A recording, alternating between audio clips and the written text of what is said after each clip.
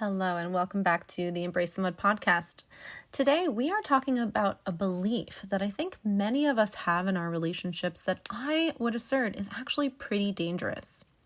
Have you ever found yourself thinking or believing that you can't live without the person that you love? Well, today we're going to be talking about this belief and how it can actually lead to heartache and self-sabotage. So let's dive in. You are listening to the Embrace the Mud podcast, where we discuss all things related to healthy, joyful, and life-giving relationships. Why focus on relationships? Because the quality of our intimate partnerships and close connections influences our health, happiness, and longevity more than anything else in our lives.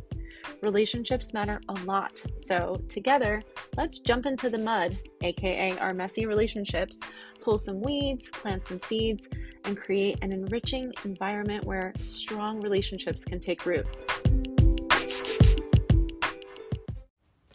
I am your grateful host, Dara Posner. I am a relational disaster working toward relational mastery.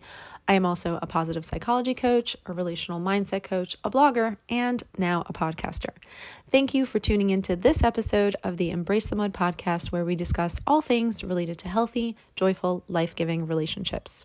If you are a fan of this podcast, please subscribe, follow, like, review, and share. Your engagement in this way is crucial to the success of the podcast, and I appreciate you taking just a few seconds to support my mission, which is to help people like you flourish in life and love.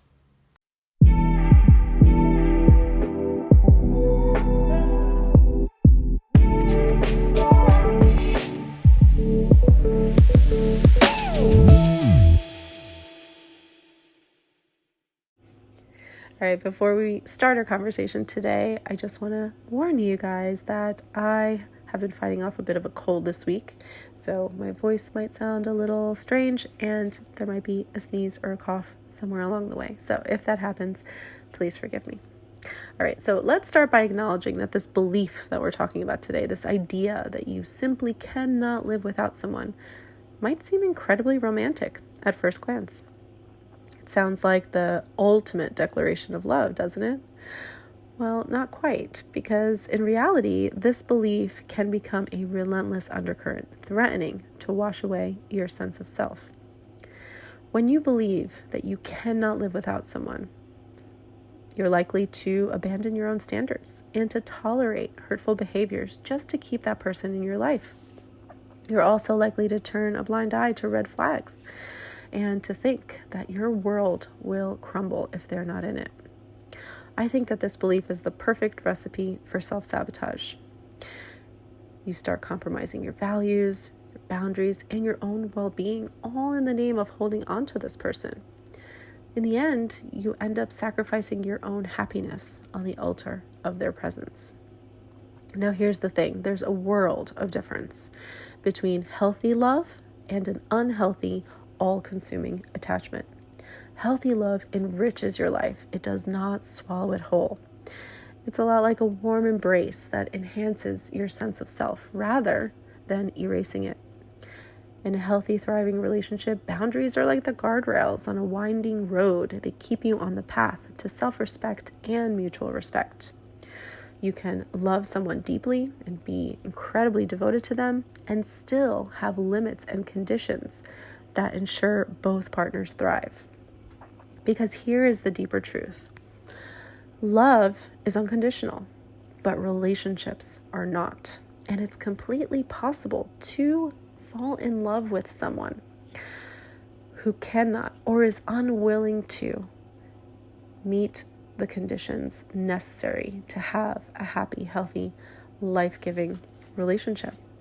If you fall for someone and convince yourself that you can't live without them, then you may inadvertently agree to and stay in a relationship that can't thrive, that can't be good for you, and that can't nourish you the way you truly want your relationship to and need it to if you as an individual are going to flourish and thrive yourself.